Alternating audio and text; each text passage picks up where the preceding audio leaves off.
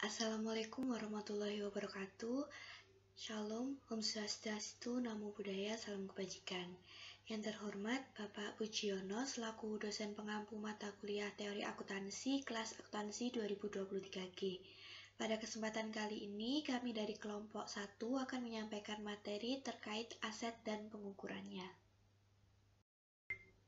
Untuk anggota kelompok 1, yang pertama ada Anita Berliana Cantika dengan NIM 167, yang kedua ada Najma Zahira dengan NIM 179, yang ketiga ada Hazroja Alita dengan NIM 183, dan yang keempat ada Anissa Rahmawati dengan NIM 197. Perspektif peneliti dalam akuntansi. Yang pertama yaitu perolehan ilmu akuntansi. David Kopp bersama rekan-rekannya mengusulkan bahwa pembelajaran dimulai dari pengalaman konkret, yang kemudian diamati dan dipikirkan lebih lanjut. Kemudian dari proses ini kita bisa membentuk hipotesis dan mengujinya, hingga akhirnya menghasilkan teori atau pengetahuan yang lebih luas. Kemudian terdapat 3 jenis pengetahuan. Yang pertama yaitu pengetahuan bawah atau pengetahuan faktual. Pengetahuan ini berkaitan dengan informasi atau fakta yang diketahui. Yang kedua yaitu pengetahuan dari atau pengetahuan berbasis pengalaman, yaitu diperoleh melalui interaksi langsung. Dan yang terakhir yaitu pengetahuan bagaimana atau pengetahuan keterampilan, yaitu kemampuan menerapkan pengetahuan dalam praktik. Kemudian proses belajar ini juga digambarkan oleh Roy Penn, di mana setiap tahap menghasilkan jenis pengetahuan yang berbeda, mulai dari pengalaman pribadi hingga teori yang dapat diuji secara ilmiah. Selanjutnya yaitu klasifikasi peneliti akuntansi. Peneliti akuntansi dapat diklasifikasikan berdasarkan cara mereka menerima dan mengelola informasi. Sesuai dengan model Carl Jung, baik melalui sensasi yaitu berfokus pada detail dan hal konkret, atau intuisi yaitu cenderung melihat gambaran besar dan berpikir secara abstrak. Kemudian dan cara mereka menerima keputusan, baik melalui pemikiran, yaitu menggunakan logika dan analisis ilmiah, maupun perasaan, yaitu berorientasi pada nilai-nilai kemanusiaan dan etika. Tripologi ini digunakan oleh Metroff dan Kilman untuk menghasilkan klasifikasi para peneliti. Yang pertama yaitu ilmuwan abstrak, yaitu berpikir logis dan sistematis, yang berfokus pada metode ilmiah. Yang kedua, teoretikus konseptual, yaitu menjelaskan fenomena dengan berbagai hipotesis tanpa terlalu fokus pada pengujian. Yang ketiga yaitu humanis khusus, yaitu menekankan pada keunikan individu dalam penelitian. Dan yang terakhir, humanis konseptual, yaitu memusatkan perhatian pada kesejahteraan manusia secara umum. Baik, untuk yang selanjutnya ada perspektif metodologi akuntansi antara ideografi dan nomotesis. Penelitian akuntansi itu bertujuan untuk menyusun hukum umum yang menjelaskan perilaku dan peristiwa empiris agar dapat membuat prediksi yang andal. Nah, model penelitian ilmiah seperti pengambilan sampel, pengukuran akurat, dan analisis hipotesis itu sering digunakan, tapi pendekatan ini tuh menimbulkan perdebatan antara metodologi ideografi dan nomotesis. Nah, perdebatan ini itu berakar pada perbedaan asumsi dalam ilmu sosial, di mana pendekatan subjektif itu mendukung ideografi, sementara pendekatan objektif itu mendukung nomotesis. Perbedaan antara ideografi dan nomotesis dalam penelitian akuntansi itu berhubungan selain dengan ilmu sosial juga dengan cara memahami dan menganalisis fenomena akuntansi. Yang pertama terkait fokus dan tujuan. Nomotesis itu dia lebih berusaha menemukan hukum-hukum umum yang berlaku secara luas seperti pola perilaku akuntansi yang bisa diprediksi dan digeneralisasi. Kemudian untuk yang ideografi, dia itu lebih menekankan pemahaman terhadap kasus-kasus yang spesifik dengan pendekatan yang lebih konseptual dan mendalam. Lalu terkait dengan metode yang digunakan, untuk nomotesis itu menggunakan metode kuantitatif seperti survei, eksperimen, dan analisis statistik untuk menemukan pola universal dalam akuntansi.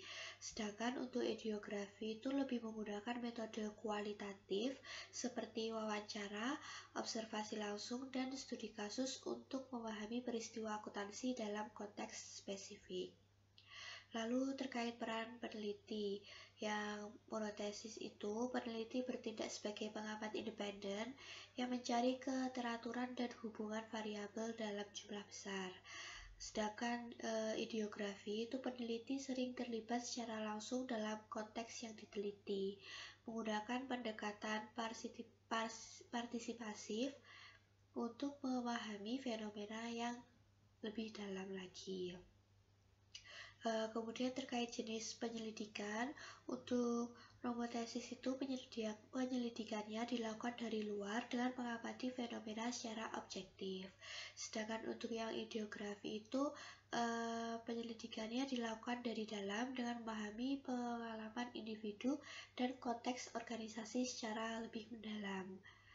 Lalu untuk hasil yang diharapkan dari nomotesis itu menghasilkan teori, model, atau hukum yang dapat diaplikasikan dalam berbagai situasi akuntansi. Sedangkan untuk yang ideografi itu lebih memberikan wawasan mendalam tentang kasus tertentu yang dapat membantu memahami kompleksitas dalam praktik akuntansi. Nah, jadi kesimpulannya untuk pendekatan nomotesis itu lebih bersifat generalisasi, sementara ideografi itu lebih bersifat konstekstual dan spesifik.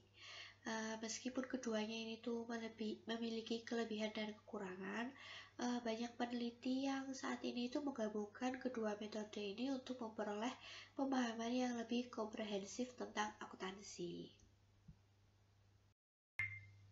Selanjutnya ada alternatif metode dalam akuntansi. Dalam penelitian akuntansi, terdapat berbagai metode yang digunakan untuk memahami fenomena akuntansi, baik yang secara kualitatif maupun kuantitatif. Nah, ini ada 3 metode utama yang sering digunakan dalam penelitian akuntansi.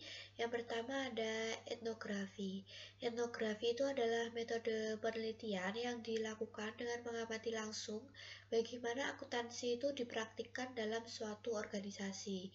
Jadi, peneliti terlibat dalam kehidupan sehari-hari subjek penelitian untuk memahami bagaimana pola perilaku, budaya, dan praktik akuntansi dari dalam. Nah, untuk karakteristik dari etnografi itu, yang pertama ada peneliti berpartisipasi aktif dalam lingkungan organisasi. Lalu data dikumpulkan melalui observasi, wawancara, dan interaksi langsung, serta memahami bagaimana akuntansi ditetapkan dalam praktik sehari-hari, bukan hanya sekedar teori saja. Nah, contoh dalam akuntansi itu meneliti bagaimana sistem akuntansi manajemen diterapkan di perusahaan manufaktur. Selanjutnya yang kedua itu ada fenomenologi, yang dimana itu adalah metode penelitian yang berfokus pada pengalaman subjektif individu dalam memahami suatu fenomena. Dalam konteks akuntansi, fenomenologi itu digunakan untuk memahami bagaimana individu atau seorang akuntan, manajer, dan investor dalam menginterpretasikan dan mengalami praktik akuntansi. Karakteristik dari fenomenologi itu yang pertama adalah meneliti makna pengalaman individu terhadap suatu fenomena akuntansi. Yang kedua, menggunakan wawancara mendalam dan analisis naratif. Yang ketiga, tidak mencari hukum universal, tapi fokus pada bagaimana individu itu memahami akuntansi dalam konteks mereka sendiri. Yang ketiga itu ada triangulasi, yang dimana itu adalah pendekatan penelitian yang menggabungkan antara metode kuantitatif dan kualitatif untuk meningkatkan validitas dan keakuratan hasil penelitian. Karakteristiknya yaitu menggunakan lebih dari satu metode untuk mengkaji suatu fenomena. Yang kedua, membandingkan hasil dari berbagai metode untuk melihat konsistensi data. Dan yang ketiga, mengurangi bias dari satu pendekatan tertentu. Nah, jenis-jenis triangulasi itu ada triangulasi data, terus ada metode, teori, dan peneliti. Selanjutnya ada pilihan bagi peneliti akuntansi. Nah, peneliti akuntansi itu dapat memilih salah satu dari 3 penelitian utama dalam melakukan penelitiannya. Yang pertama itu mereka bisa menggunakan metode nomotesis, dan ideografi secara bersamaan, yang artinya mengombinasikan metode kuantitatif dan kualitatif dalam satu penelitian. Contohnya itu menggunakan analisis statistik untuk melihat tren laporan keuangan, lalu melengkapinya dengan studi kasus untuk memahami alasan dibalik tren tersebut. Yang kedua, menggunakan metode nomotesis dan ideografi secara bergantian. Jadi pada satu penelitian itu bisa menggunakan metode kuantitatif, lalu pada penelitian lain itu bisa menggunakan metode kualitatif. Yang ketiga itu ada mengembangkan pendekatan baru dalam penelitian akuntansi. Itu peneliti bisa menciptakan pendekatan yang lebih praktis dan reflektif yang berfokus pada solusi nyata dalam praktik akuntansi. Contohnya bisa menciptakan metode penelitian berbasis teknologi yang menggabungkan big data analitik dengan analisis etnografi dalam akuntansi digital. Nah, kesimpulannya, setiap metode itu memiliki kelebihan dan keterbatasannya masing-masing, sehingga pemilihan metode itu harus disesuaikan kembali dengan tujuan dari penelitian dan konteks yang diteliti. Selanjutnya saya akan menjelaskan mengenai perspektif ilmu akuntansi. Berdasarkan pada kerangka kerja hipotesis dunia oleh Pepper yang membagi ilmu pengetahuan formal dalam akuntansi ke 4 pendekatan: formisme, mekanisme, kontekstualisme, dan organisme. Saya akan membahas yang pertama, yaitu formisme. Jadi formisme dalam akuntansi itu berfokus pada pencarian kesamaan dan perbedaan antara berbagai objek studi tanpa mempertimbangkan hubungan di antara mereka. Formisme ini terlihat dalam aturan, model, dan algoritma standar akuntansi yang digunakan dalam pengajaran dan praktik. Pendekatan ini itu penting karena dapat memberikan solusi dalam pemecahan masalah serta membantu dalam standarisasi dan penerapan kebijakan akuntansi. Kemudian yang kedua ada mekanisme. Mekanisme ini mirip dengan formisme namun juga meliputi hubungan kuantitatif yang memungkinkan dilakukan penguraian dan permasalahan. Mekanisme ini berfokus pada penguraian yang semakin mendalam dan pengkajian yang lebih sempurna agar dapat menggambarkan bagian-bagian dari objek penelitian akuntansi. Kemudian pendekatan yang ketiga yakni kontekstualisme. Kontekstualisme dalam akuntansi berfokus pada interpretasi fakta-fakta yang dapat berubah seiring waktu dan menerima elemen baru. Terdapat asumsi bahwa dunia sosial dan dunia akuntansi itu selalu bergerak dan berkembang. Perbedaan utama antara kontekstualisme dan formisme dalam akuntansi terletak pada cara pengelompokan faktanya. Kontekstualisme itu juga dianggap lebih bermanfaat dalam praktik akuntansi dibandingkan formisme karena mampu menunjukkan apa yang relevan dan tidak relevan dalam suatu konteks. Kemudian pendekatan yang keempat yaitu organisme, di mana berfokus pada pola tertentu sebagai objek studi dengan fakta-fakta yang terintegrasi serta dapat diuraikan dan diprediksi. Pendekatan ini berusaha mengatasi keterbatasan mekanisme dan dianggap semakin penting karena menekankan penelitian kontekstual daripada penelitian generik, sehingga pemahamannya itu bisa lebih spesifik dan relevan terhadap fenomena akuntansi dalam konteks tertentu. Baik, untuk selanjutnya ada perspektif dalam penelitian akuntansi. Penelitian dalam akuntansi dapat dilakukan dari berbagai perspektif, tergantung pada pendekatan teoritis dan metodologi yang digunakan. Berikut adalah beberapa perspektif utama dalam penelitian akuntansi. Yang pertama yaitu perspektif positif, berfokus pada pengujian hipotesis dan hubungan sebab akibat menggunakan metode empiris dan kuantitatif. Kemudian yang kedua ada perspektif normatif, yang menekankan bagaimana akuntansi seharusnya dilakukan berdasarkan prinsip atau teori tertentu. Kemudian yang ketiga ada perspektif interaktif, yang menggunakan pendekatan kualitatif untuk memahami bagaimana akuntansi dipraktekkan dalam konteks sosial dan budaya tertentu.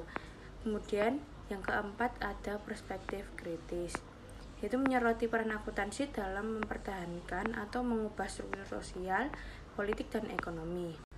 Selanjutnya ada pondasi intelektual dalam akuntansi. Terdapat 3 pendekatan utama dalam pondasi intelektual akuntansi, yaitu yang pertama ada akuntansi berbasis ekonomi marginal. Pendekatan ini didasarkan pada teori ekonomi neoklasik yang menekankan individualisme dan objektivitas. Akuntansi dianggap sebagai pencatat fakta sejarah tanpa campur tangan dalam konflik sosial. Dalam praktiknya, pendekatan ini menggunakan konsep nilai sekarang atau present value untuk menilai aset dan membandingkan proyek investasi. Yang kedua, akuntansi berbasis ekonomi politis. Pendekatan ini mengakui bahwa ekonomi dan akuntansi tidak hanya tentang angka, tetapi juga mencerminkan hubungan kekuasaan dan konflik dalam masyarakat. Akuntansi dianggap sebagai alat ideologi yang dapat memperkuat pertimbangan sosial atau justru membantu mewujudkan keadilan ekonomi. Dan yang ketiga, ada akuntansi berbasis disiplin ilmu bisnis. Pendekatan ini berusaha meningkatkan posisi akuntansi dengan mengaitkannya dengan berbagai ilmu bisnis lainnya. Tujuannya yaitu untuk membuat akuntansi lebih relevan dengan perubahan ekonomi dan sosial. Baik, sekian pemaparan materi dari kelompok kami. Kurang lebihnya mohon maaf. Terima kasih. Wassalamualaikum warahmatullahi wabarakatuh.